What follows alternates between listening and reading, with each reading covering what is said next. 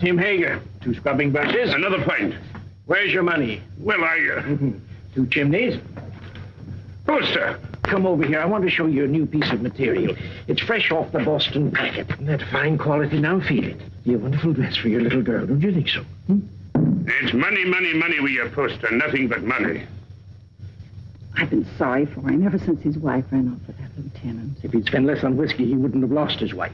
Let me show you another piece. Drunk or sober, Ma would have left him anyhow. She was that kind. Yeah, how do you like that for quality, huh? Let him have it. Very well, Tim Hager. You'll have your whiskey. But this is the last time... All right, Poster. No preaching.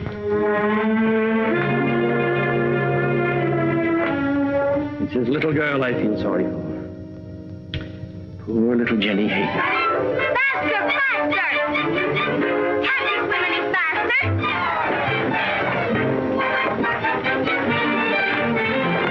You're not even trying. Faster, faster, faster! Faster, faster! Come on,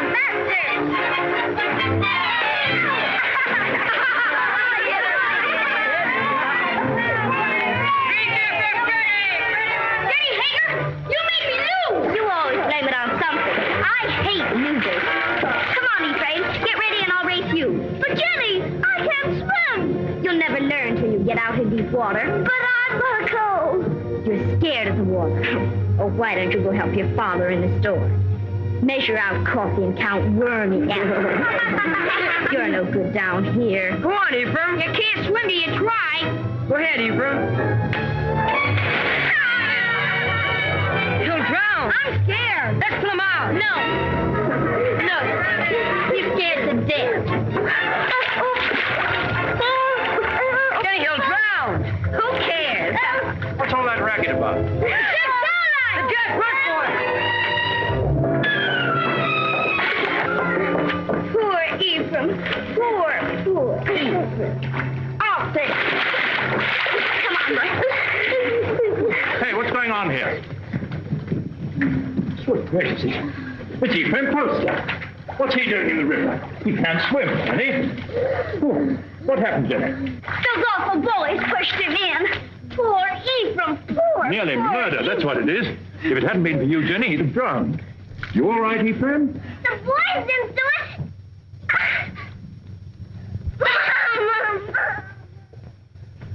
There we are. Ah, Tim, just in time. Huh? This little girl of yours is just... Tim Hager. Stumbling drunk in the middle of the day. You ought to be looking after you, Jenny, not going from tavern to tavern like... I've no wife to care for either of us now. It takes money to bring up a fine lass, Your Honor. You mean it takes money to keep yourself drunk? Papa, let Jenny come to boarding school with me. Would you like to come to boarding school with me, Jenny? Would you? Boarding school? Yes. I like that. I can't send you to boarding school, but you could come live at the house and earn your keep, I guess. Help in the kitchen and run errands for Mrs. Saladine. No. If I can't go to boarding school with Meg, I'll stay with my father. All right. He is your father, at least in the eyes of the law. Now, you look after that girl of yours, Tim Hager, and stop being a disgrace to Bangor. Thank you, Your Honor. Drive on. Hurry on, Poster. We'll take you to your father's store. That tight biscuits our blooded old skinflint. You might be better off with Mrs. Saladine, Jenny. Not in Mrs. Saladine's kitchen. I've no money to bring you up properly. Never mind. Before long, we'll have everything. Houses and carriages, horses and kitchen maids. All those things, my lass, you're a wee bit young. Just as soon as I grow up, we'll have everything we want. 'Cause I'm going to be beautiful. Empty. Beautiful.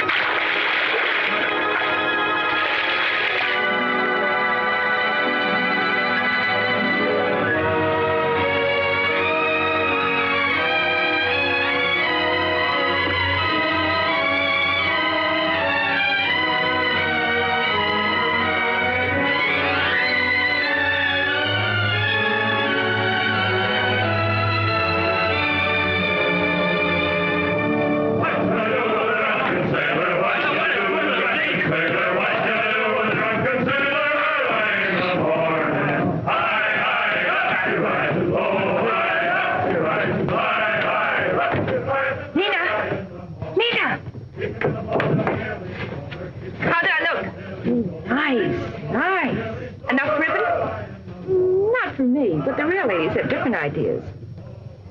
Get some more color in your cheeks. And bite your lips whenever no one's looking. Men love red lips. Let's go down and meet the packet. Why should I? The sailors will all come up here anyway. Oh, but the best ones get picked off down at the dock. Listen, honey, with your looks, you don't have to worry. Why, you can get the youngest and the best-looking man on the river. I don't want the youngest. I want the richest. Jenny, that's a recipe for trouble. Don't worry about me. I can handle trouble. I know you can.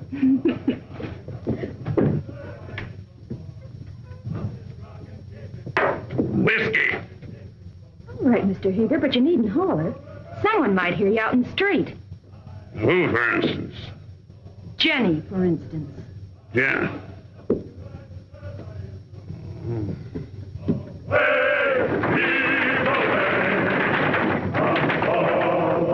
Come on.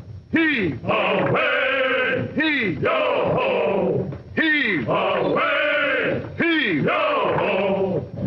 Well, Jenny, come down and see the cargo? It's exciting. We get used to it after a time. I suppose I import more stuff than any other man in the state of Maine. How many vessels do you think I own, counting the lumber barges? 56. Who told you? Somebody? Here, have some tea. Got a handkerchief? Well, I don't need one. Take a good handful of it there. It's a present. Away, away.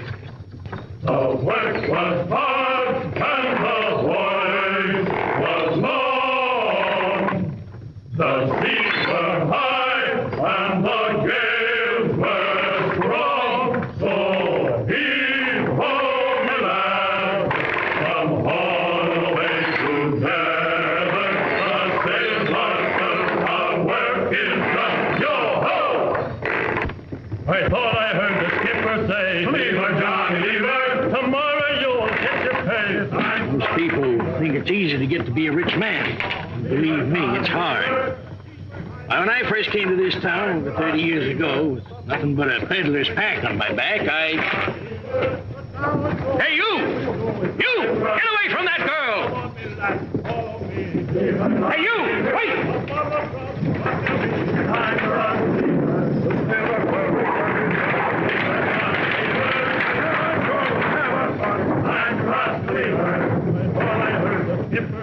Leave her, Johnny, leave her. Come on, let's...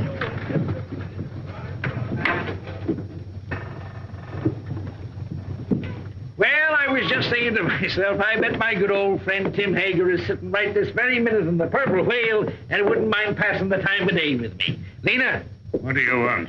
A glass of whiskey for Mr. Hager. Sure. Go on, Tim. Drink up. The next one's on me. You'll not tell Jenny? No, of course not. I promise her not to touch it. Your Jenny. You know, she's getting so she wants to boss everything and everybody. She's grown too beautiful for her own good. Why do you always wish to be talking about Jenny? Oh. I don't think I like why you always want to be talking about Jenny. Oh, now wait, Tim. Give me my rum and whiskey. We're not bringing the Jenny. I know what you're up to. I? Oh, why, I'm just a dried-up old herring. She's too young and beautiful. So is your lad. You sent him to Cambridge to keep him away from her. Ephraim? Why, he's too shy and scared of her. She's full of spirit. She's for somebody like that first mate. What first mate? Why, What first mate? Lewis. My first aboard the Gadfly. He's as handsome as the old Nick, that boy. When I saw him and your Jenny walking away just now, I said to myself, there's a youngster who knows his way about with the women. Where you going? Home.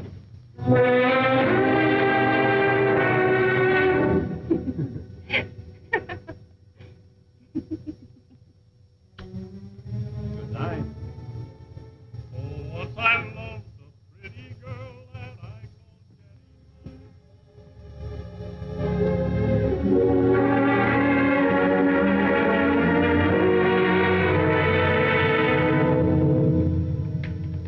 You're like your mother. A wanton. That's what you are. Just like your mother. You'd like to keep me here forever, wouldn't you? Well, you couldn't hold Mother and you won't hold me. But I will, Jenny. No. This isn't the life I was born for.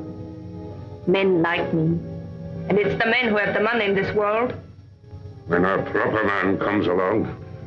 You take him walking in the dark and kill him, most likely. I know you don't want any man ever to look at me. But they do. You lead them on, Jenny. It's so easy for you to turn a man's head. Not with you at my elbow all the time. There've been dozens of proper men ready to take me out of this trap. But will you ever let me go?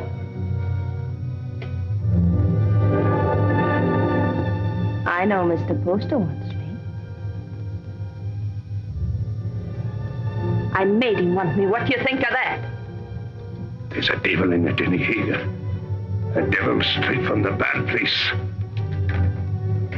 And I'm going to whip him out of here. You're going to beat me.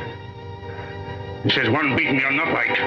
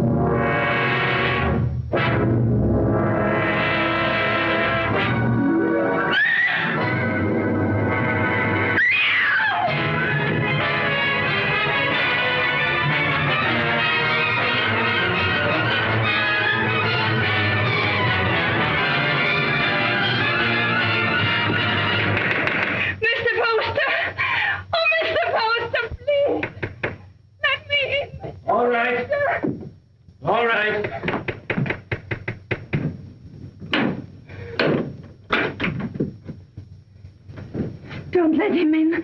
Don't let him get me. He'll kill me, Mr. Poster. What is it, Jenny girl? Who's after you? Father took after me with a whip. Splendid promise, Mr. Poster. Come help her, Mrs. Hollis. There now, Jenny. Don't worry. Everything's going to be all right. You bathe her and rub some butter on them bruises and put her in my bed. Oh, that Tim Hager, he ought to be birched. That would take 6 men to do it. He's big, Mrs. Hollis, but no bigger than righteousness. If the town don't birch him, he'll be birched by the Lord. You showed good sense, Jenny, in coming to me. I'll do this. You stay outside. Oh, there now. If you keep on crying, your face will be all swole up tomorrow. And that's no way for a pretty face to be. He held me with one hand so that I couldn't move. Something you wanted?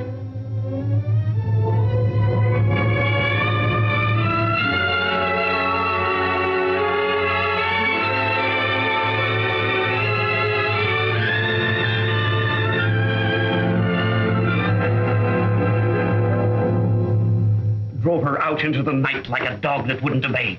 Reverend, it's the rum that does it. We ought to scourge every tavern keeper out of town and into the river. If I had my way... We ought to be deciding about the girl, Deacon Adams. There's been enough scourging for one night. One thing is decided. The girl mustn't go back to her father. No, someone must take her in. I would, only my daughter Mary doesn't like the poor girl. Then she's not for your house, Reverend.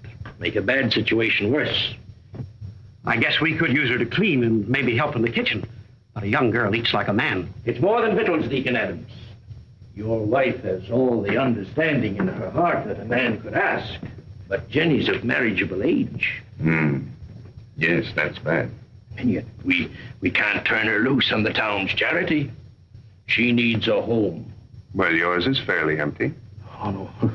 Leave me out of it. It wouldn't be suitable for me to take her into my house. And I have no wife. You have a housekeeper. A very respectable woman. But she might leave me, and I'm not able to get another. We'd have a scandal in the town. Aye. No. Marriage is the only answer. And the answer to that is a younger man. What about your son Ephraim? They used to be so much together.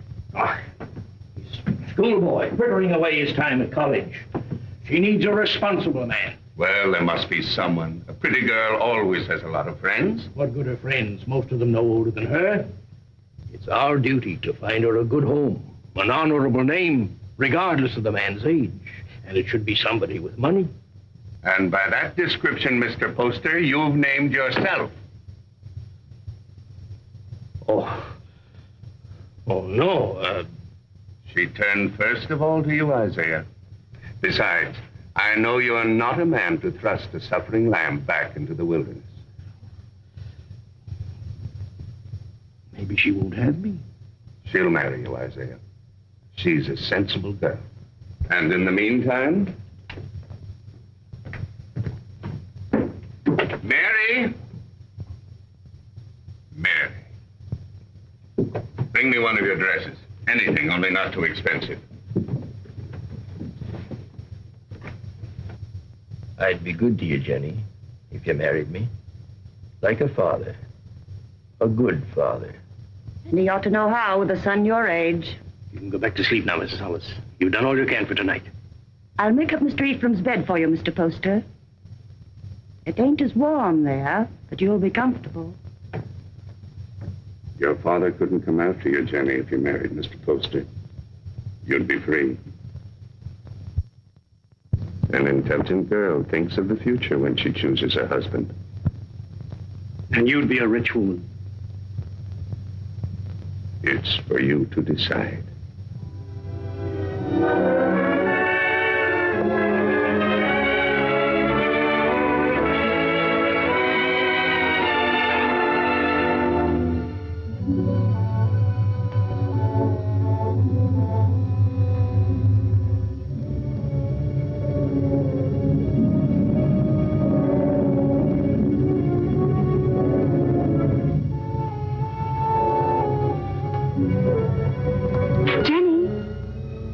Meg Saladine, come in. Oh, if you're busy, Jenny, I can... No, don't go away. I was just ordering something from Boston. Mr. Poster's a very lucky man. This has been a very lonely house for him. Out of change. Meg, yes? Will you help me? Of course, Jenny, of course. The water glass always here. And the wine glass here. And, oh, Jenny, you'll have to get rings for the napkins. Now, the biggest plate here. Money changes everything. All I ever needed before was a knife and a spoon. But you want to be a lady. Give dinner parties and entertain your husband's friends. I'm sure Cleopatra never bothered about napkin rings. She didn't live in Bangor. Oh, that wouldn't have stopped her. It wasn't by knowing how to set a table that Cleopatra got along. Oh, Jenny. Every time I say something true about men and women, you say Jenny. Why does a proper lady have to be embarrassed about plain talk? It isn't honest, and it makes old maids. Doesn't anyone here care about church? Judge Saladine and Mr. Poster are waiting outside, and I am in the ladies' choir. Didn't apply to me, that remark about old maids. I've already met my very special gentleman. He's not anyone in Bangor. His name's John Everett. He's Wood's boss for her husband. He's a very educated man. Is he young? A little older than I am. Good looking? He's beautiful.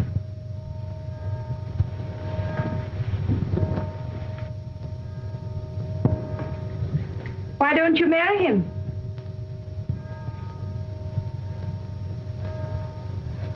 He won't. He has no money. Oh, that's nonsense. Does he love you? Yes. And you love him? Then make him marry you. Oh, Jenny, I wish I knew how. He's not like the others. He thinks things out. I'd know how.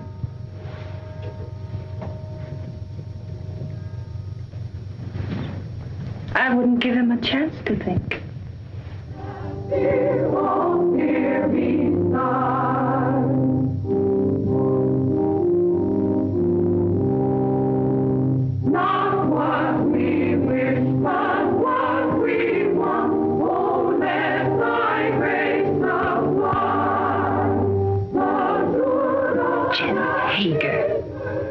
Jenny Poster.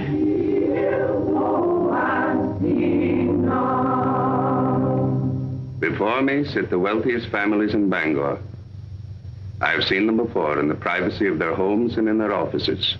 When I came to them to ask for money to enlarge this church, they gave me not enough to erect a temple of branches on a hillside. And so again today, in the house of God, as they sit here with their consciences, I ask them now to pledge funds to enlarge this church. I cannot ask of the poor, but I can ask the wealthy. And the poor shall know the names of those who do not give. Mr. Poster.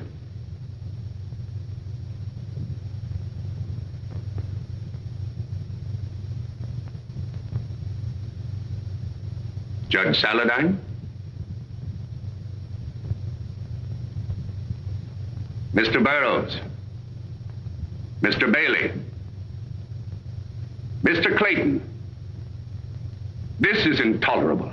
If you have no feeling for your fellow man, at least take some interest in the welfare of your own children. Grog shops and low houses cover every inch of our waterfront. Our wealth is poured into Devil's Half Acre. And our young men, your sons, have nowhere else to go. Give me a bigger church, and I'll keep them here. Will no one pledge to the church more than just enough to save his face? Mr. and Mrs. Isaiah Poster will contribute $1,000.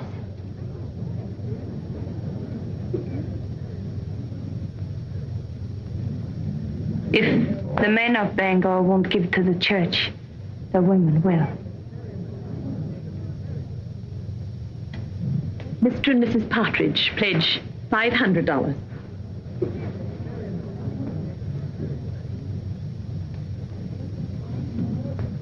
Judge Saladine will pledge $1,000. Jenny, I want you to go on working for the church. A church can endure only upon deeds and not lip service. I'd say her lips have done you enough service. $1,000. If you think I've so much money, you ought to... Stop it, Isaiah. You're the luckiest man in Bangor. Oh, Mrs. Poster, I'm so glad to see the younger members taking an interest in the church, and I must apologize for not calling on you directly after you were married. That was a wonderful contribution, Jenny. He's a wonderful husband to let me make it. Good morning. Good day, Reverend. Good day, Reverend. Good morning. Good morning. Good morning. It ain't the money I mind, but I'd like to know what you're doing with it before you do it. I gave the money because I hate grog shops and what they do to people.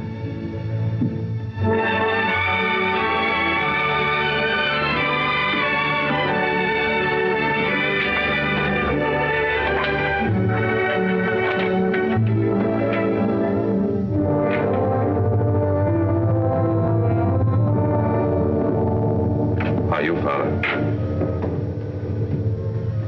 Hello, Mother. My name's still Jenny.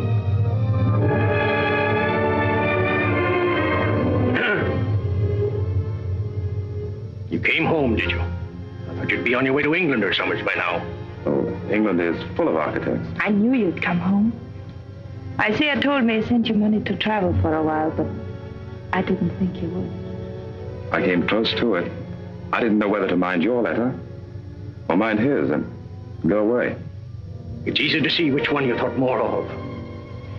Well, why do we stand here? Let's go in around.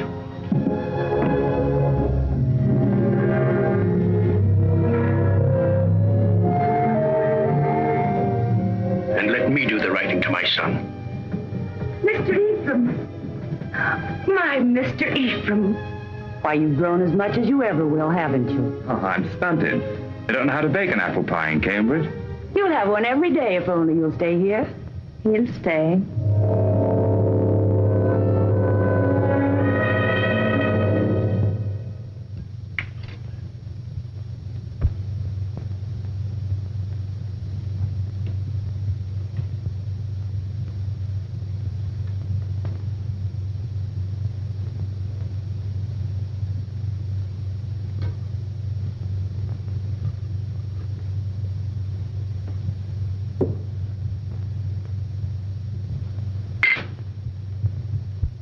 You'll find little to keep you in Bangor, Ephraim. After your fine ways in Cambridge, you'll be hard to please in this town. I thought I'd come home and go to work, sir. Work? Yes. What's your time worth to anybody? What did you ever do but waste it? It wasn't wasted. He's an architect. And a good one, too. How do you know? The same way you know he ain't. You heed my advice and you'll go someplace more suitable to a gentleman. Bangor's a boom town. Loud, rough. Growing faster than law and order. Takes a strong, stubborn man to make his way here. We need gentlemen, too. For what? To tell you the kind of bonnets and doodads the Boston ladies are wearing? Yes. A young man of fashion would be very popular in Bangor.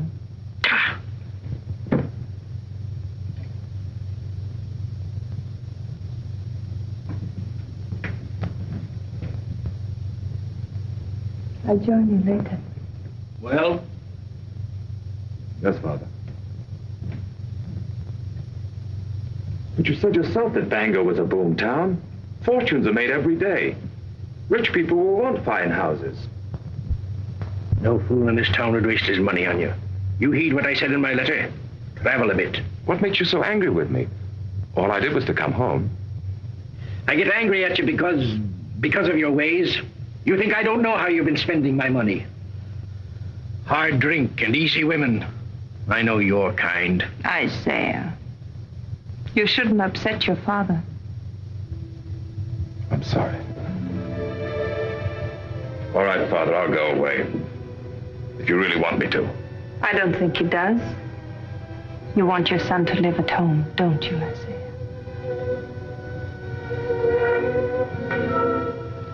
I've got a headache from all this talk.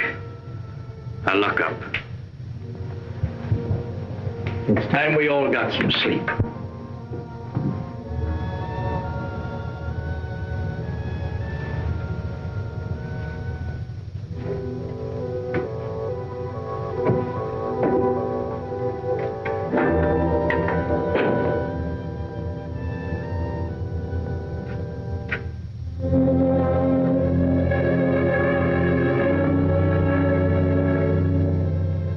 Shall I light you away?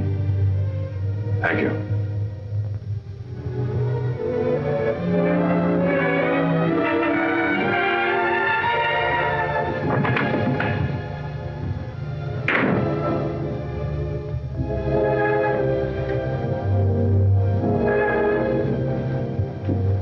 It's been a long time, Ephraim, hasn't it? A long time, a lot of changes. Did you really like that kind of woman? That kind he spoke about? I'd rather not talk about it, Jenny. I used to see them near our house before I came here. I used to watch them and wonder about them. I can see how women would be attracted to you. All kinds of women.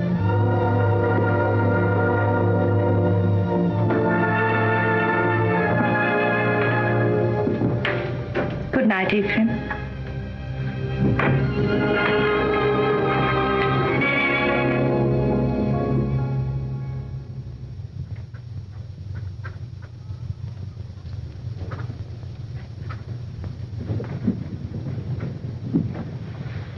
Got everything? Yes, all the groceries, but no spectacles. They're hard to find. I'll tell Dr. Mason to bring you a pair when he comes by tomorrow. All right? Please, not Dr. Mason. He's a very good doctor, but he won't wait for his money. You're not to worry about money. Your husband worked for mine for a long time, and if Mr. Poster wants to send you a doctor and a pair of spectacles, it's his privilege. Mr. Poster? I'll be by in a few days, and in the meantime, if you need anything, send one of your children. Thank you.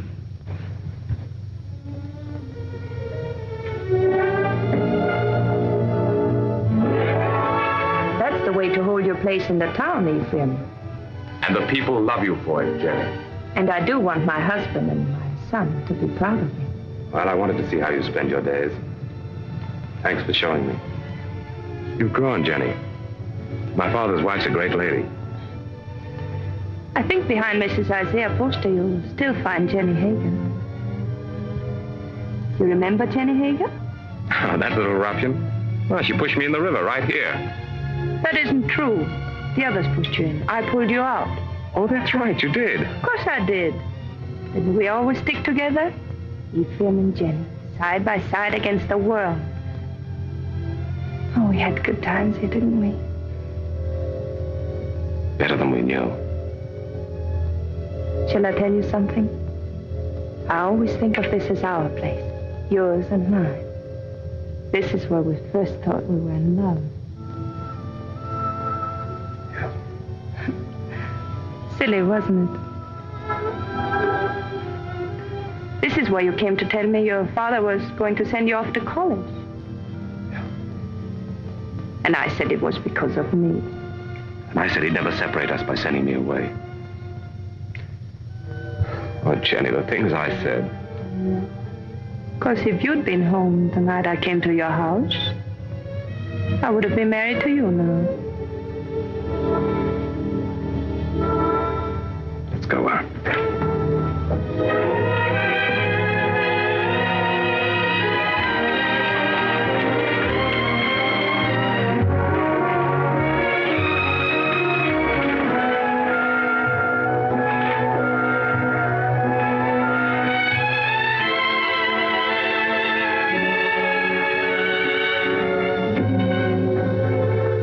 Come into the store and wait on me the way you used to. Another time, Jenny. I want to go up and talk to Father.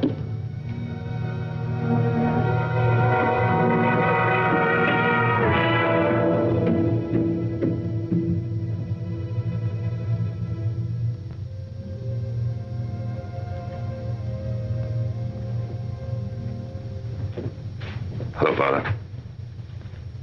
Be with you.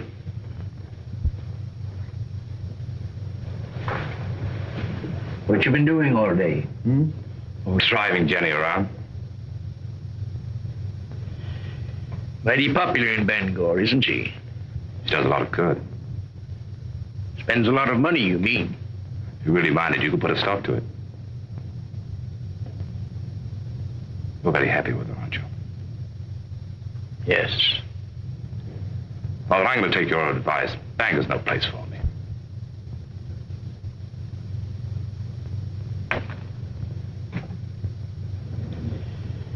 When will you be leaving?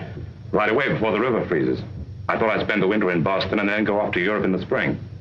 I think your father needs you here, Ephraim. Why, Jenny, you feet like a bird. I didn't hear a sound. You want him to stay, don't you, Isaiah? Why don't you tell him you want him to stay? Can't you be honest with your own son? I'm honest with everybody. You might be of some small use to me if you stay on. But if you don't like it here, get out. Only don't come reaching back again. If you go, I'm through with you. I'll take you home.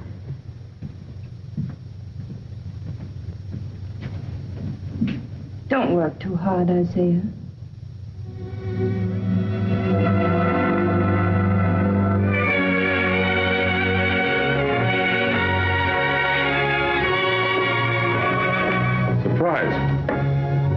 When Bangor's Lady of Mercy goes out to deliver her packages, her sleigh should fit the season. That's a confession you've been thinking of me. Of course I think of you. Yet you've been avoiding me. Careful. Paint. Put it down.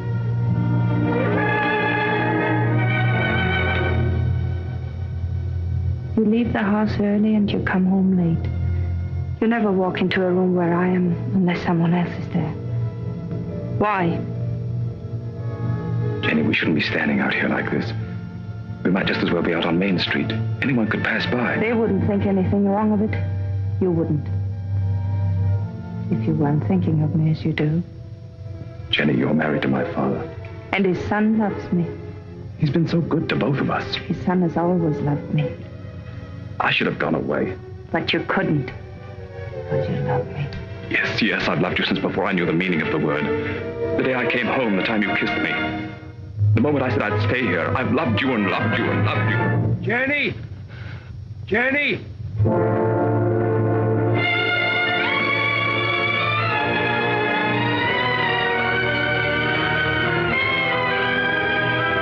Jenny!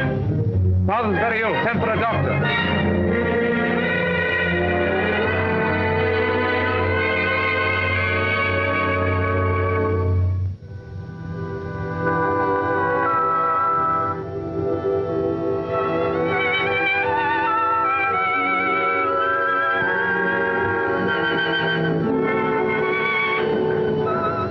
Jenny. Yes, Isaiah, I'm here.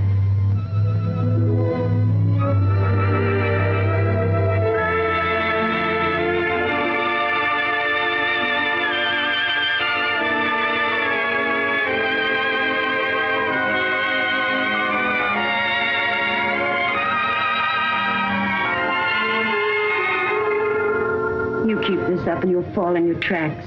Go to bed, child. Get some rest. No, I'm strong. Stronger than you think. I'll be all right.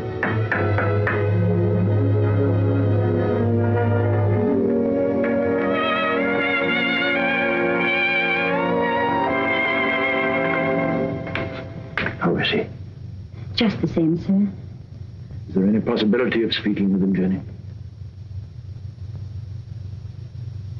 There's trouble in town.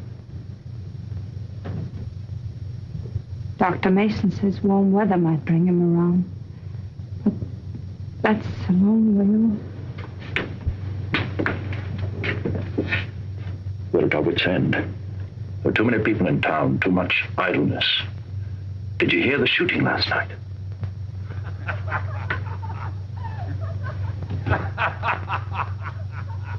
That's the sort of thing we're up against. Lumberjacks coming to town between jobs with rum and women on their minds. He told us 2 years ago we should have a police force. We should have listened to him. Well, Jenny, take care of yourself. Meg sends you on love.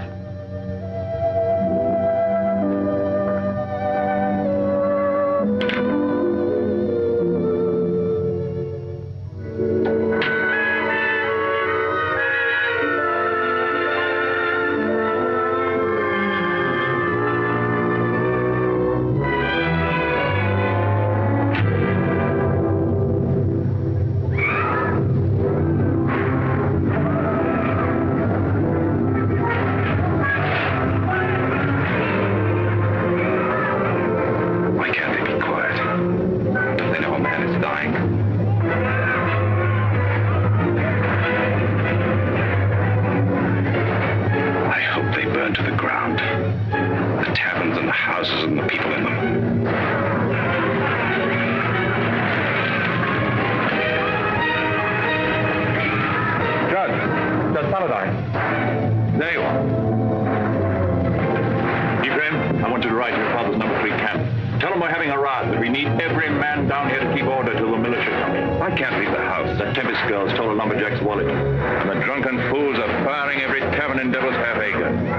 I can't go now. Didn't Dr. Mason tell you about Father? Your father's only one man, Ephraim. We're trying to save the life of the town itself. What do I care about the town? Maybe it needs a good fire to clean it up. He'll go. I'll stay with your father, Ephraim. Hurry, Ephraim. We need those men.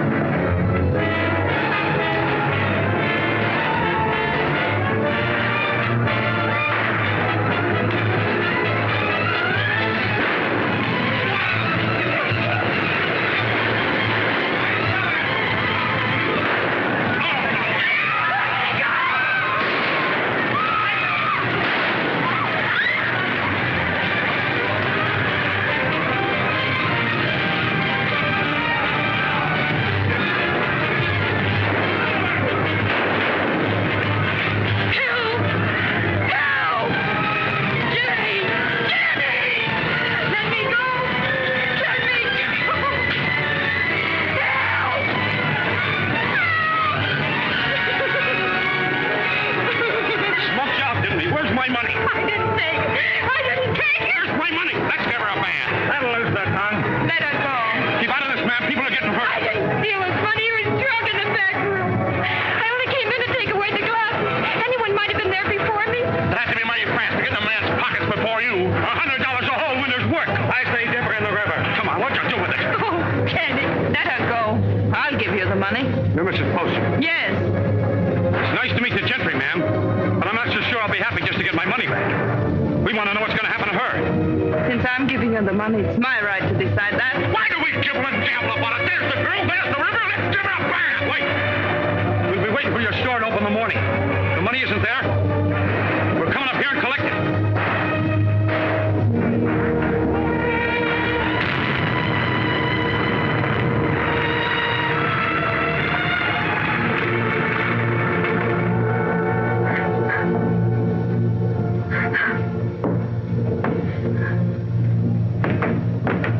They're crazy with drink, Jenny.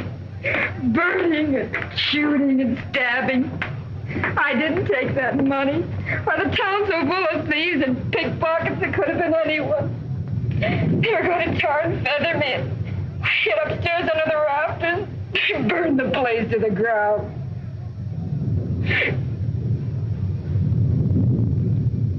If I'm to go up to Camp 3, I better leave now. I want to be back in the morning.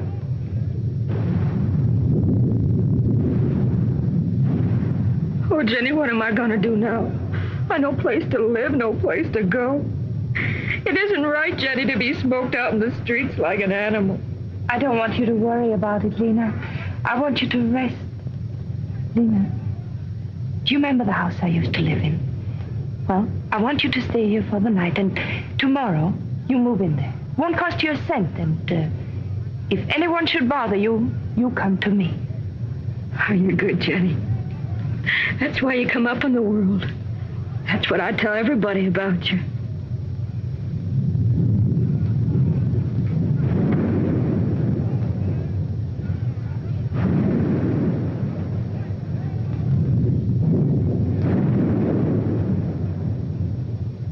Jenny, you're wonderful.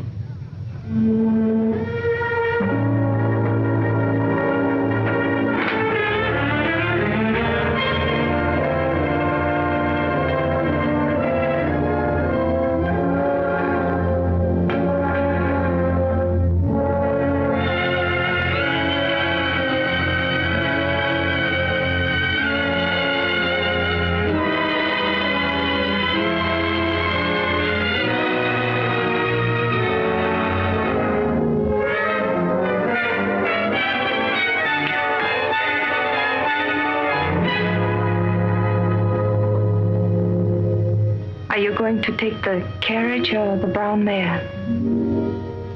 I thought the mare would be better. You'll be careful, won't you? I don't want anything to happen to you.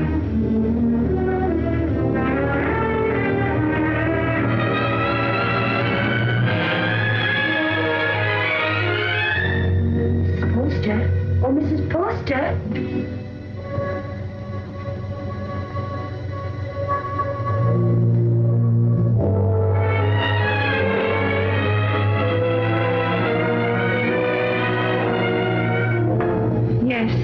The fever's broke. He's breathing better. He's going to get well.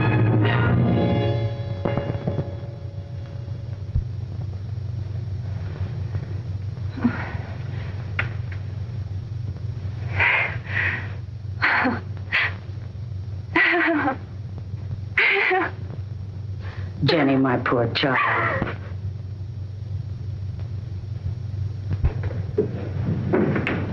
Has Mrs. Foster gone to bed? Does she ever go to bed, the poor child, nursing and tending her husband? Tell her to come to the Saladine house. The girl will need her. What's the matter? Judge Saladine got into the fight. Hurt? Dead. Ask Mrs. Foster to come with us. It needs a woman to tell the girl. Mrs. Foster's been under a great strain. She's gone through enough. You better get someone else. Wait.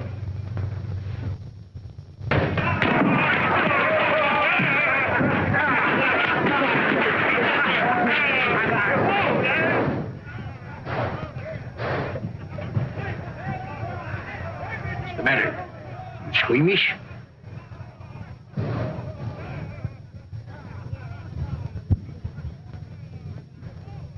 They're still fighting. Can't someone ask for permission to bury the dead? I did. So we all sit about and wait for the liquor barrels to run dry. The loafers and drunkards have taken over the town. And for 3 days, a man like Judge Henry Saladine can't be carried to his resting place. There's a fine victory for rum. Don't talk like a fool. Those woodsmen come in from the timber. They want some excitement after the winter's work. You take away their pleasures, they'll go to work in another part of the country. It only proves that we've got to have a police force. Some sort of city government, that's all. You've been too tolerant a man, Isaiah Foster. Too interested in lining your pocket. When my lumberjacks come down from the hills, they'll patrol the town till we get him decently buried. Why don't you lie down for a while? You worried about me, Jenny? That you'd found out what kind of a tough old tamarack you'd married.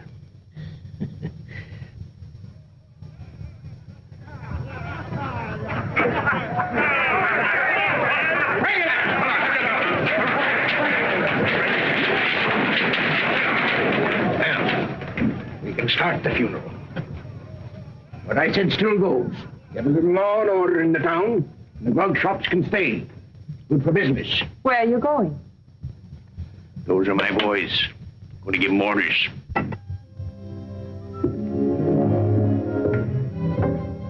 Look. Oh, Isaiah, are you hurt? You all right, Mr. Poster? Yes. Now, John, I want you to take some of your men ahead of the funeral procession, put some alongside and some at the rear. Keep it all as quiet as you can. The funeral should seem peaceful. Jenny, this is John Everett, my wife. You are Mrs. Poster? She sure is. How do you do? John. I thought I heard your voice. Meg, Darling, I'm glad you're here. it's terrible about your father. I hated your being alone when it happened. I pretended to myself that you were with me. It gave me strength. But if we don't have the funeral soon, I'm afraid I'm going to break down. Reverend, we can start now. I'll tell the others. There'll be no more trouble. Now John's here. Meg, you'll come to our house this evening. You'll be with us, won't you? Thank you.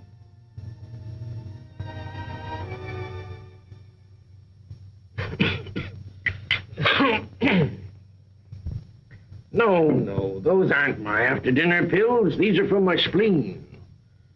Let me look again. I'll find them in a minute. And bring a glass of tepid water. Yes, Mr. Poster. Shall we go into the parlor? No, Jenny, leave them alone. You know how young folks are. John has to go back to the camp in the morning. Go back? Yes, of course. Darling.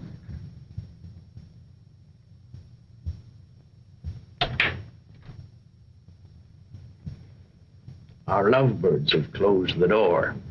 The pills, Mr. Poster, and the tepid water. Thank you. Huh? Why must you send him back when he's the only man who can keep order? Because I need him up at the camp. He's a woods boss, not a policeman. Of course, if your business means more to you than the safety of your home and family. Jenny, he's got to get that timber cut. That's all there's to it. I'm sorry we were so long, Jenny. I thought you and Mr. Poster would come in. I wanted you to be alone. Surely you can stay in Bangor a few days. I'd like to. She needs you. But I'm afraid I'll have to be away for a little while. She won't be alone. I'll take care of her. Till you come back. Thank you. That's very good of you. I don't want your father to trade these for whiskey. They're for you and your sisters. Mother said to say thank you and God bless you. I think you ought to go around to the kitchen and thank Mrs. Hollis. After all, she feeds the chickens. And there's room in the basket for a slice of pie. Would you like a ride in my carriage, Jacob? I can drop you off on the way home. As soon as I get the pie.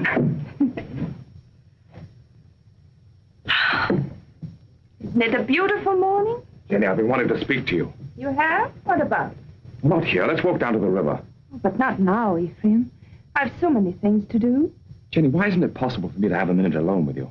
But we're alone now. It's not my idea of privacy. Mrs. Hollis in the kitchen, father home every day, Meg following you about. I'm sorry. That's a very short answer, Jenny. What is it? Have you seen somebody else?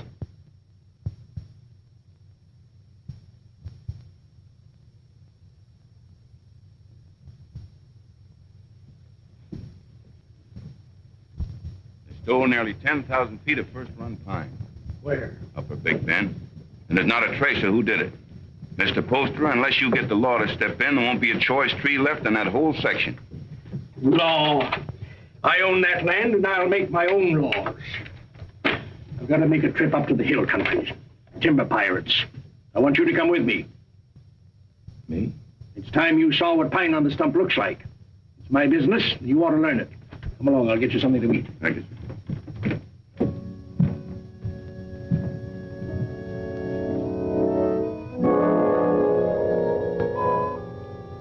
Jenny, What are you waiting for?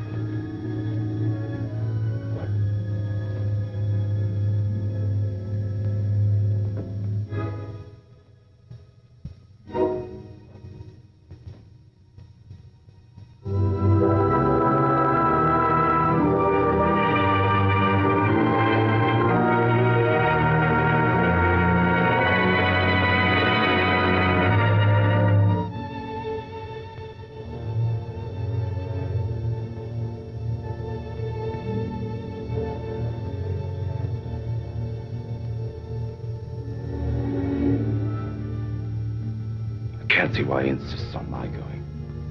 I'll be dead useless weight. And afraid of the water besides. Boats would be bad enough. These would be canoes, flimsy Inuit canoes made of birch bark.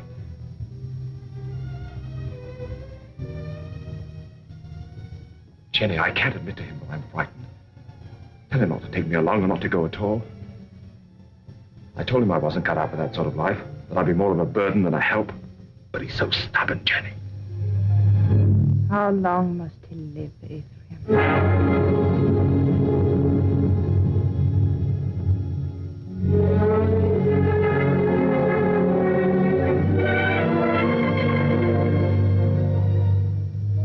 How long must he live between us?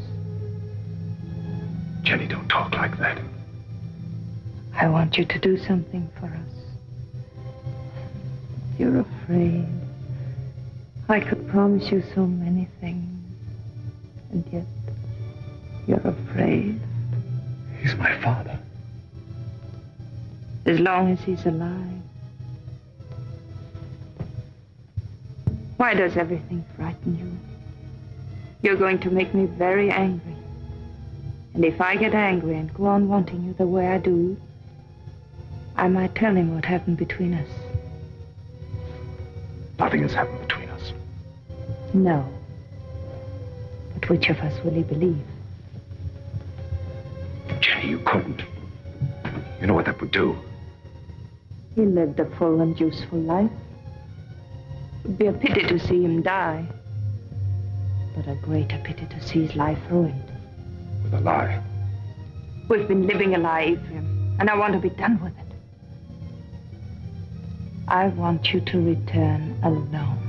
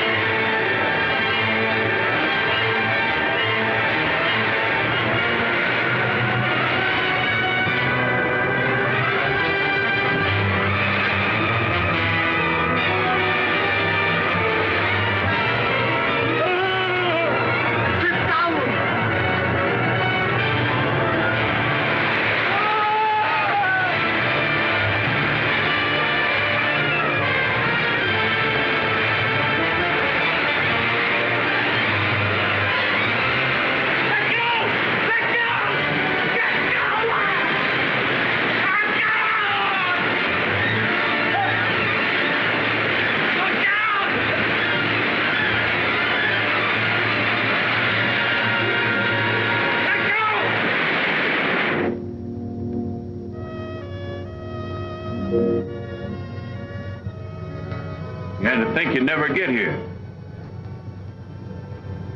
Where's the old man? Where's your father? What happened? What happened? You make old man die. Now, we go through swift water.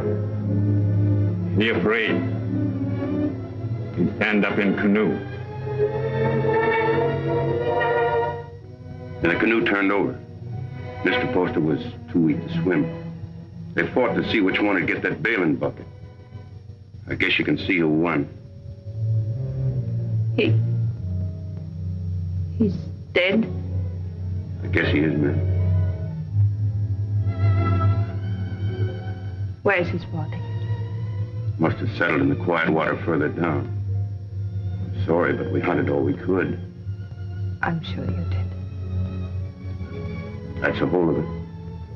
Except what Mr. Poster here can tell you. If they hear of anything, they'll let you know. Thanks. Jenny, believe me, it wasn't my fault. I was afraid. You know how afraid I am of the water. You can't come into this house, you wretched coward. You killed your father.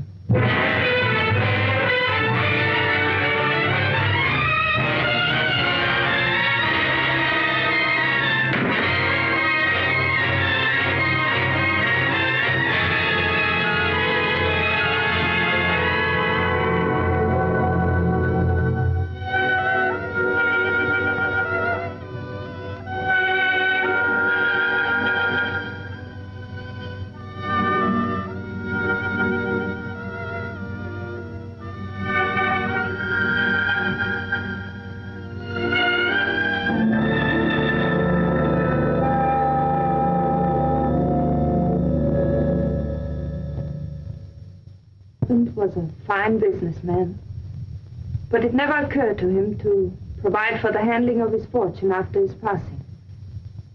Well, there'll be no cold, unfriendly bang telling my woods bosses what to do. No disrespect intended, Mrs. Poster, but it's a man's world we live in up in the woods, and we don't rightly see how a woman fits in. Duncan's right. Right, man. You'll go right on living in your world without interference. I'll own the properties. You'll take your orders from your superintendent, John Everett. That's fine. That's fine. That's a great honor, Mrs. Poster, but My husband would have selected you, so I'll do it in his place. Thank you for helping me, gentlemen. This will be the first time I worked for a woman. Down in there.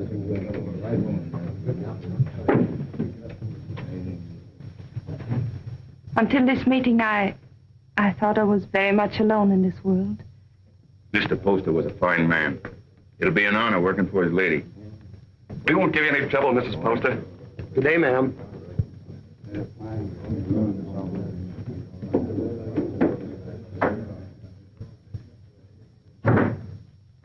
This is a wonderful thing you've done for me, Mrs. Poster. Have you any objections to working for a woman? Well, that depends on the woman. It'll be like managing a kingdom. Mr. Poster used to think of whole townships as other men think of acres. It really is a kingdom he built up. It's too bad. Too bad there's no heir to take the throne. Yes. Poor Ephraim. I never gave him a chance to explain. I accused him without proof. What more could you need? They saw him do it. I didn't. And I know he loved his father. You've got to stop brooding over it, Mrs. Poster. You'll only harm yourself, and it won't help Ephraim. I saw him on the street last week. He was drunk. And Dick and Adams were shouting, "You've chosen your damnation, and eternally damned you'll be." There wasn't anything you could do to save him. You were very tired, Mrs. Poster. I won't be after today. I've placed my troubles on your shoulders. Please carry them well for me.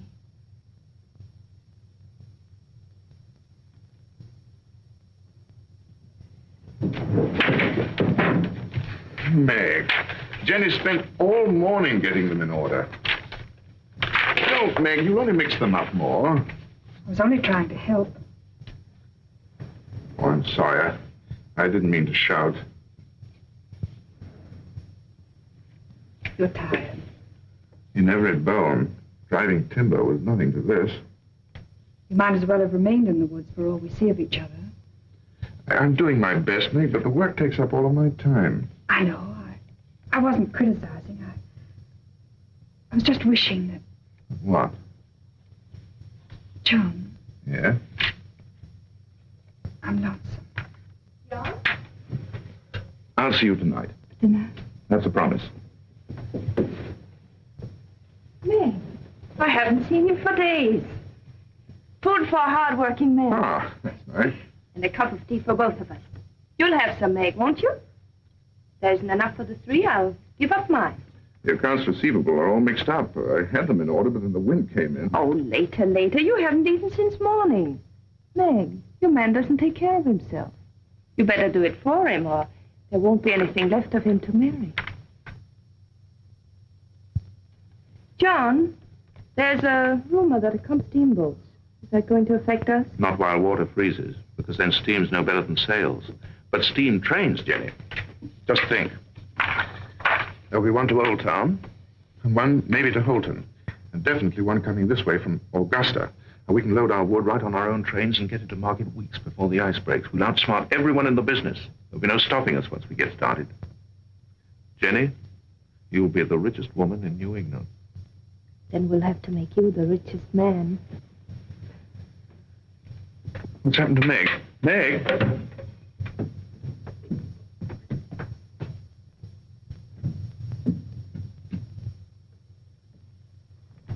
I ought to be kicked all the way up and down Main Street for the way I treat her. She's more understanding than you think. I'll be with the Temperance League all afternoon, so if there's anything important you want to discuss with me now... Nothing that can't wait. It's Mrs. Hollis in the store. Tearing it apart? No, she wants me to drive her home. Working again tonight? I'm having dinner with Meg. Good. Take better care of her, John.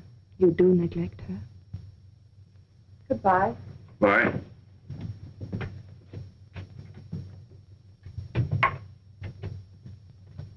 Camp 3. Thank you. She's a wonderful woman. Someday I'm going to pull a bottle out of his hand and bash his head in.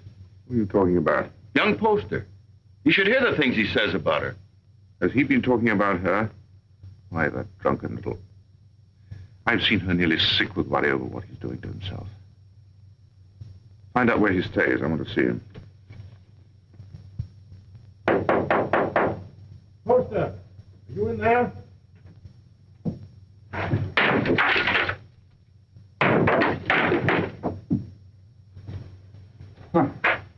I must be making trouble. Much more than you're worth. I'm worth very little. What happens to me now? You beat me up yourself or some of the boys outside? Come in. Drinks for everybody. No one out there. We're alone. That's much better. No witnesses. I had witnesses when I killed my father. That made her very angry. When did you last eat? I have my food. How do you like your new job, huh? I like it. She hasn't got you hooked already, has she? You'll kill yourself drinking all this stuff without any food inside you. Come on, let's get something to eat. You're doing me out of my dinner. She doesn't know I'm here, and she didn't tell me anything. That's a lie. No one does anything unless she's back of it. I knew what was going to happen. I was afraid of her. I wanted to leave. She didn't have to worry about that. I wasn't man enough to run away. You never know. I happen to be engaged to someone else. What difference does that make? Jenny was married to my father. She told me one night she'd marry me if he died. You don't believe a word I say, do you? Well, like everybody, no one will believe me. Go on talking. The night before we were due to start, she made love to me till I was nearly crazy. You don't believe that either, but it's the truth. I've always been scared of the water. Even when I was a little boy, Jenny knew that. I was scared in the canoe on the trip, and I couldn't eat or sleep anyway from thinking of her. I only remember being in the water with a bathing bucket holding me up, and somebody grabbed for it. I beat him off till he sank and drowned. I didn't know who he was.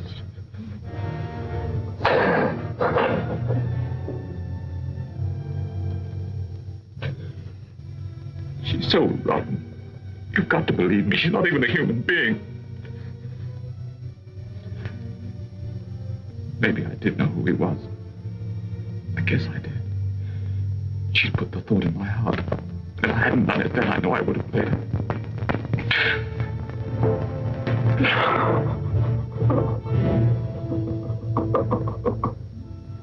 I don't know what you're talking about. You didn't make him love you? But of course I did.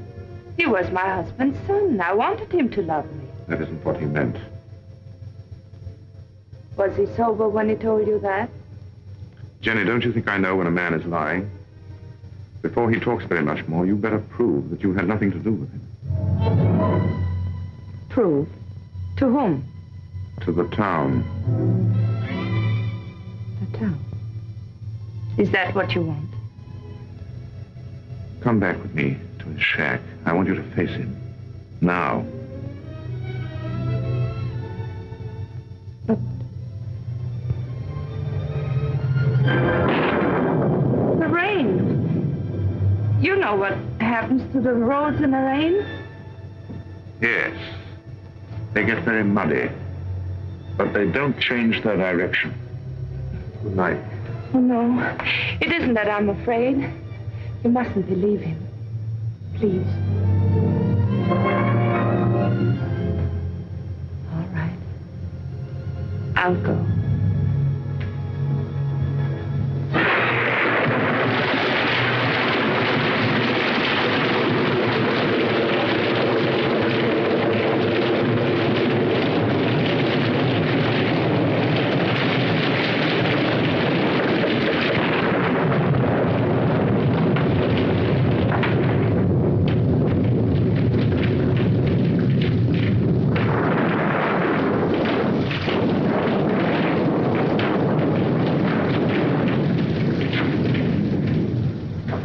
Can't gone far in this rain. We'll wait for him. I'll put the horses in the shed if you'll light the way.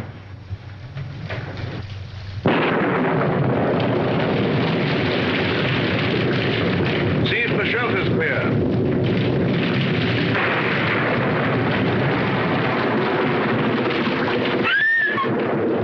What's the matter, Jenny?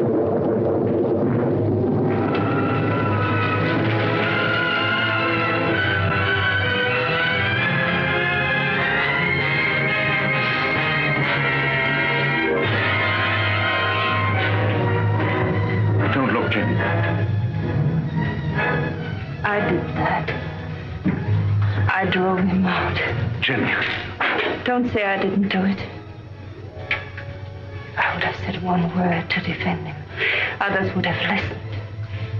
I killed him. Didn't I? Jenny, please.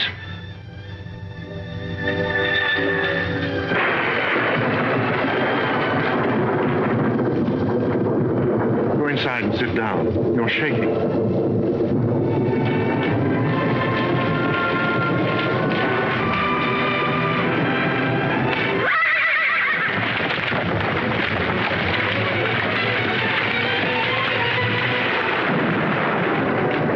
What was it? What happened? They were frightened.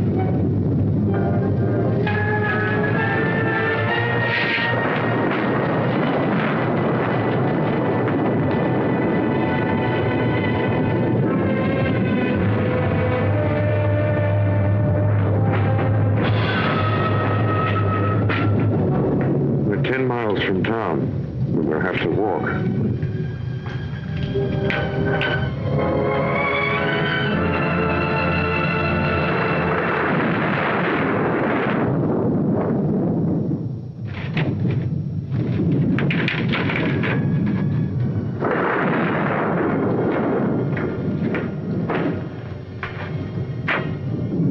understand how Ephraim could have done a thing like that. It isn't atonement, it's running away. And you can't run away from the hereafter. It's not Ephraim who's upsetting you. It's because you're here with me. Well, aren't you worried about your reputation? It's a small thing to worry about. After that, You better try to sleep.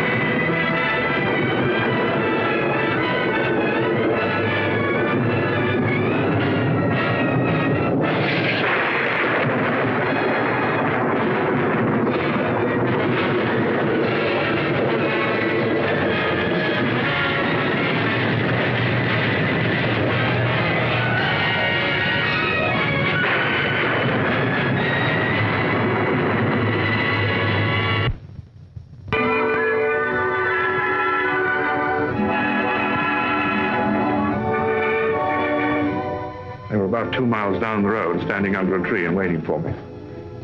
and the carriage? Just a broken axle. I can fix it in an hour.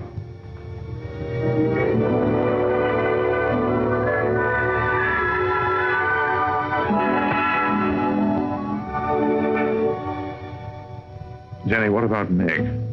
She won't try to hold you. I know, but to stand up to her and tell her that I love someone else. You won't tell her. A big, clumsy thing like you. It's a woman's job. Oh, no. But she's a friend of mine. I can make her understand. I'll tell her myself. But, John, I'll tell her myself, Jenny.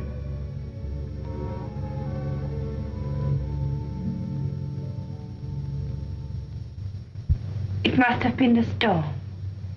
That's the only way I can explain it.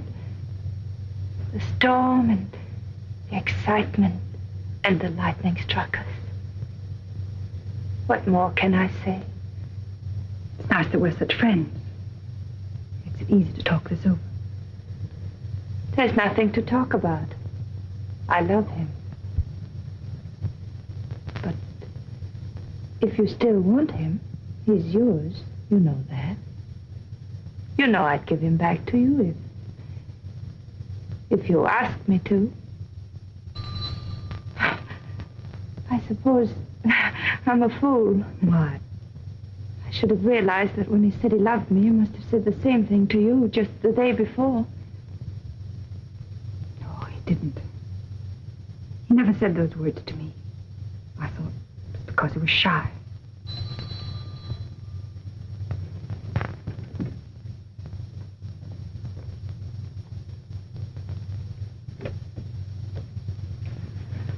Hello, Meg. Come in.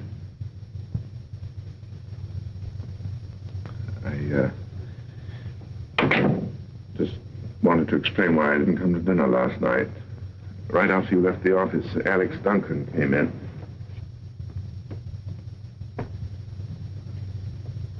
Jenny, I told you I wanted to explain this to her myself. I didn't think you should. I'll be waiting for you outside.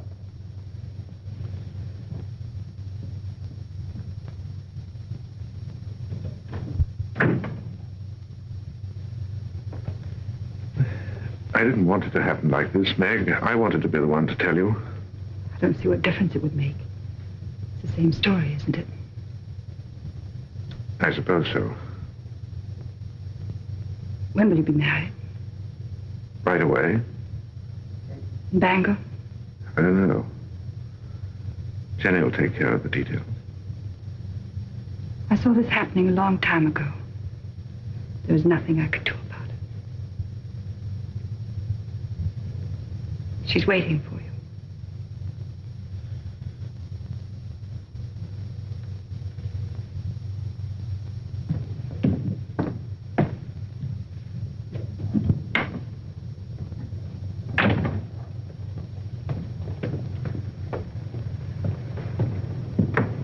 Jenny, how could you do a thing like that?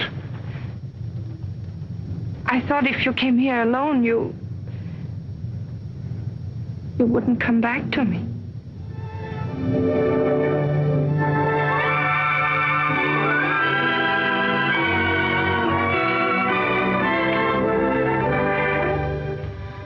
My dear son, I wanted to be with you this Christmas, to see you again, and to meet your wife.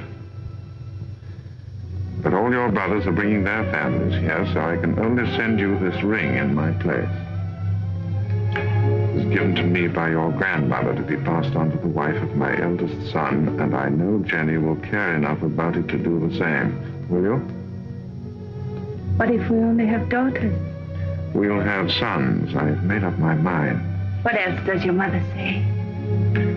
She talks about my brothers and how deep the snow is, and then she says, "A Merry Christmas to you both, my dears. The Lord bless you, Jenny, and make you fruitful.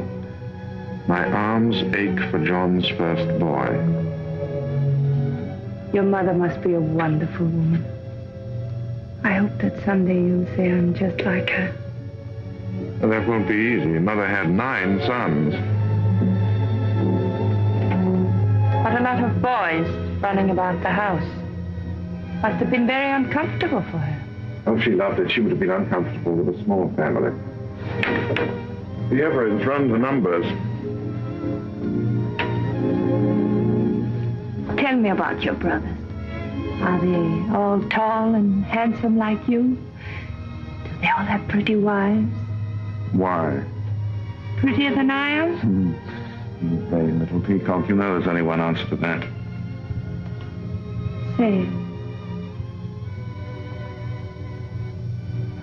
I married the loveliest of them all, and the best. say, I love you. I love you.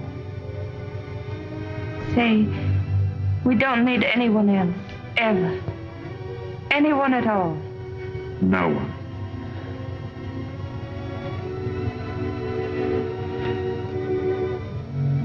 I always lose happiness. I can't seem to hold it. Keep me happy, darling.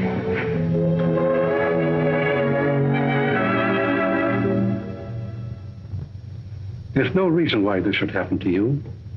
No reason why it should happen to any woman. Quite often, nature seems to fumble, Mrs. Everett, and doesn't make a person complete. We can't even hope in a year or 2 or ever. Not in my opinion. Of course, you're free to consult with another doctor. I can give you the name of a very fine one in Boston, and I know of another in Philadelphia. I believe you. You mustn't decide, my dear, that the future's altogether dark and empty. You can adopt a child, you know. It should give some release to your normal womanly emotions. I want a child of my own. You won't talk to my husband, will you? I'll tell him myself when I think it's the right time. Of course. You see, he wants children. He's very fond of them.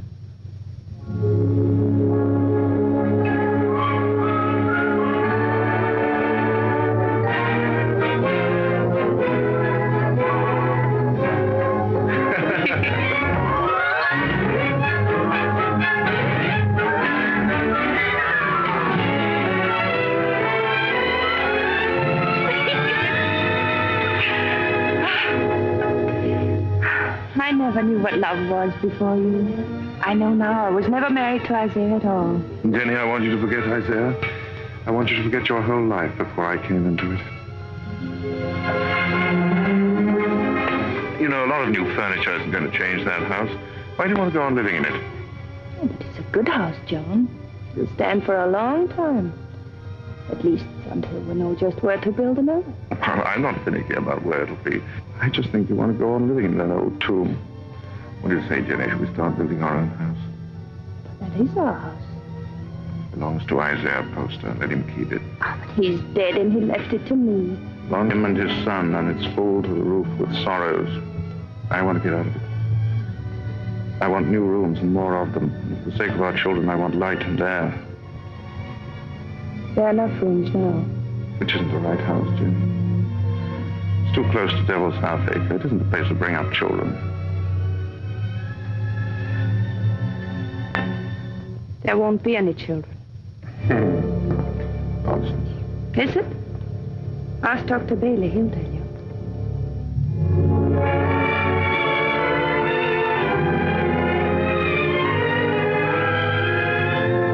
Seems there are some things we haven't talked about. When did you learn this? Some time ago. What exactly did Bailey say? I don't remember. Makes a lot of difference, doesn't it? What do you mean? Between us. Doesn't make any difference at all. There are many things a husband and wife can live for. That's very sensible, but I wonder what you'll think in a few years from now. I'll think that you're more beautiful than ever, and that I love you very much. Oh, look.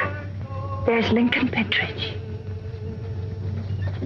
He's a great man. He has special powers.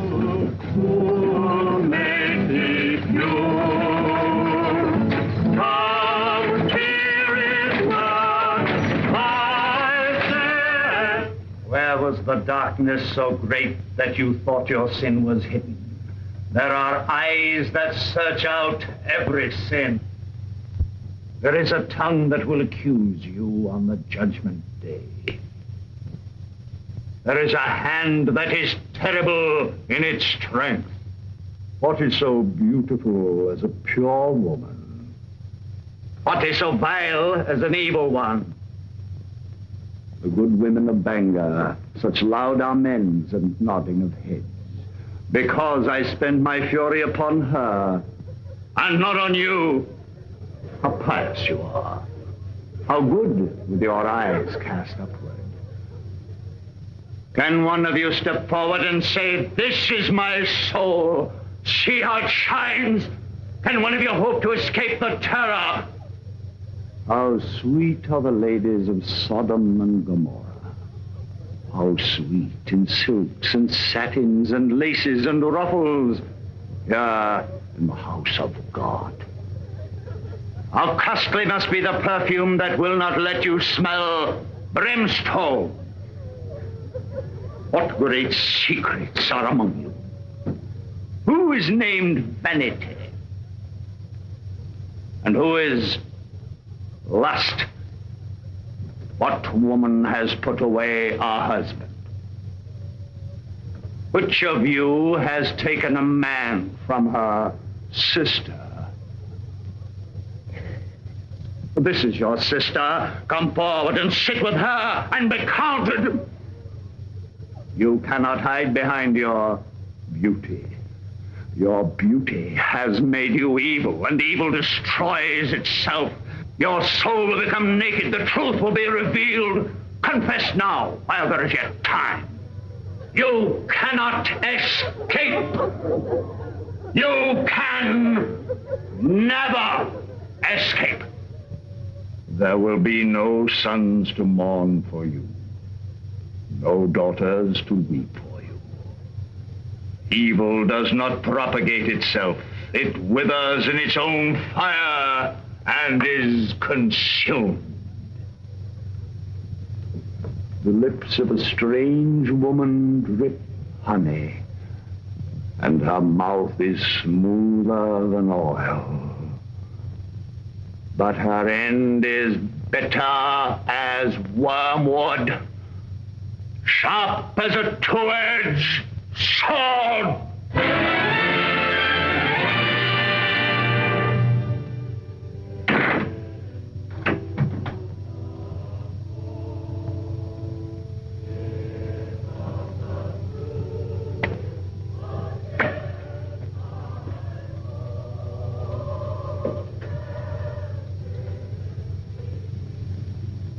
What's the matter, Jenny?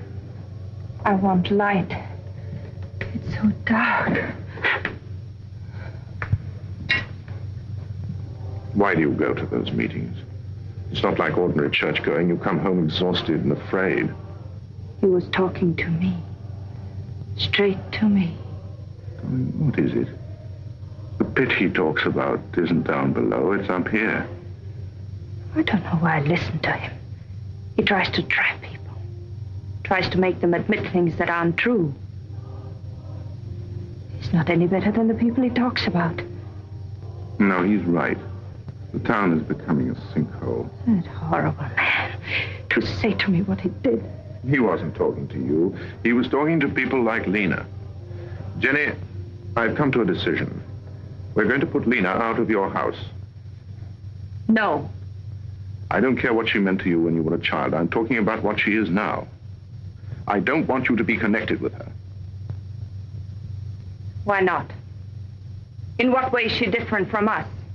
Except that she's more honest. She goes out of your house tomorrow. I don't want her sins on your hands. You good, righteous man. You hypocrite. Telling others what they must and must not do while you live in this house with me. Do you know what went on in this room before Ephraim killed his father? Jenny. Do you remember the things he said about me? You said he was drunk and afraid. Of course he was afraid. We're all afraid. There's hell opening under our feet. Jenny.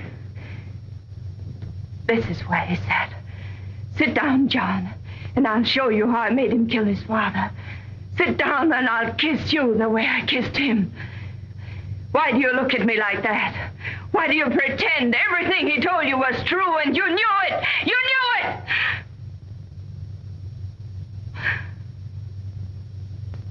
Oh, I don't know what I'm saying. Oh, I'm sorry. I'm sorry. Go to bed, Jenny. Please go to bed.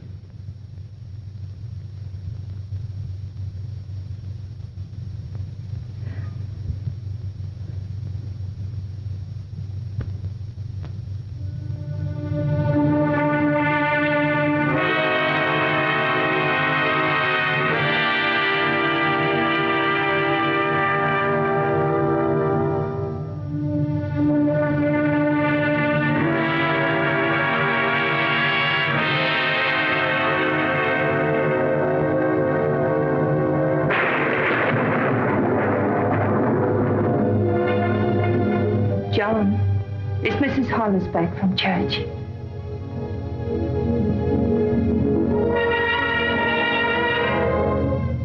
John, it's time for bed.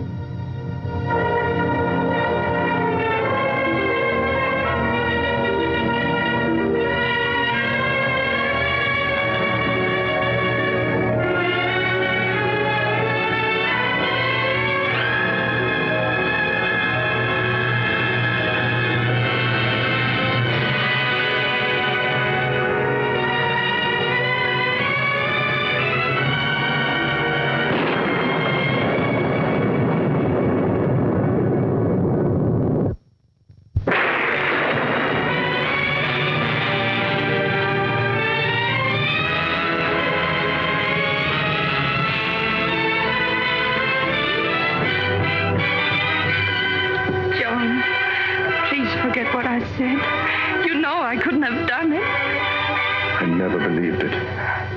I tried not to believe it. Because you love me. You still do. Yes. darling. Don't be unhappy. We know each other now, and that's good. There'll be no more misunderstandings, no more quarrels. Oh, darling, there'll be just the two of us. No, there won't. There'll be three. There'll always be Ephraim.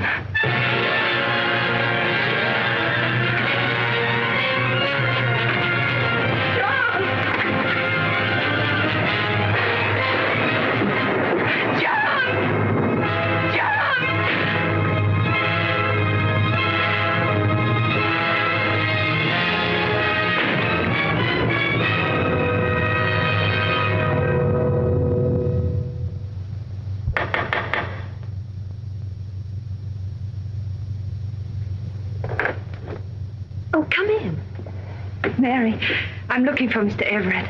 I thought he might be with Reverend Thatcher. Father isn't here right now, but if you'd like to wait... Oh, no, thank you. I have no time.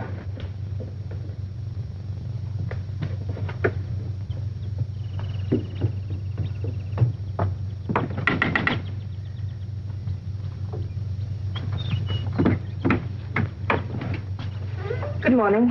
Is Miss Salad at home? No, Mrs. Everett. She went out. Has Mr. Everett been here? Oh, no, I haven't seen him. Thank you.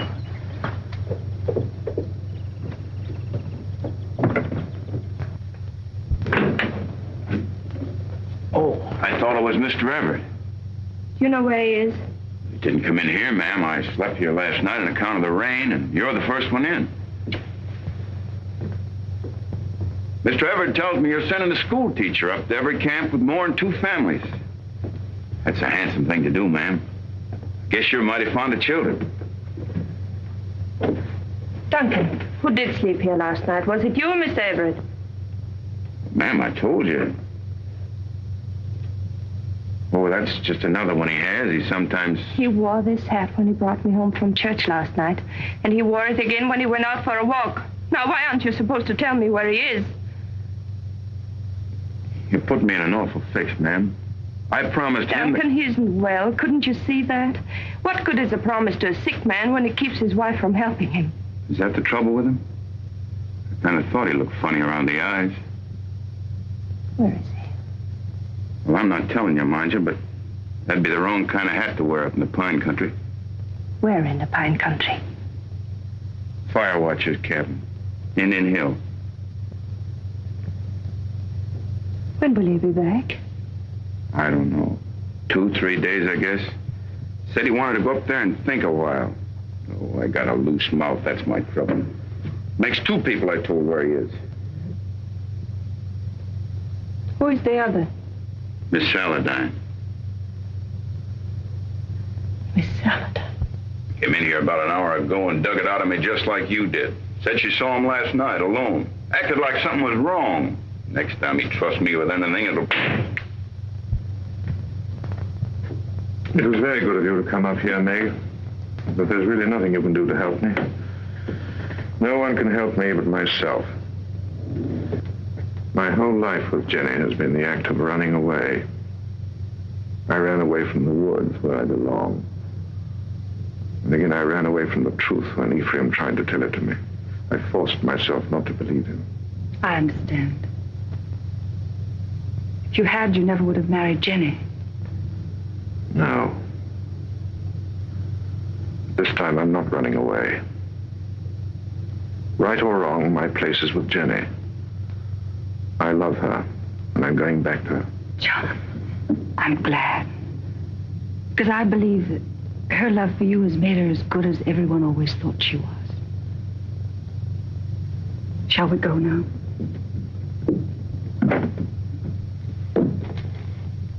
Jenny will be anxious.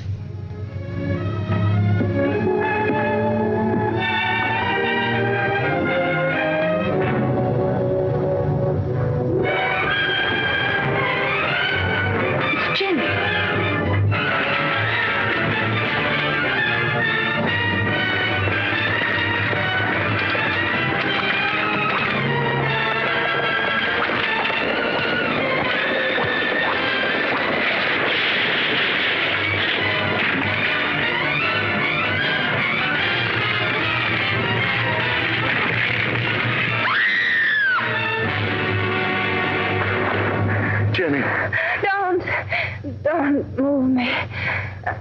John. Don't talk now.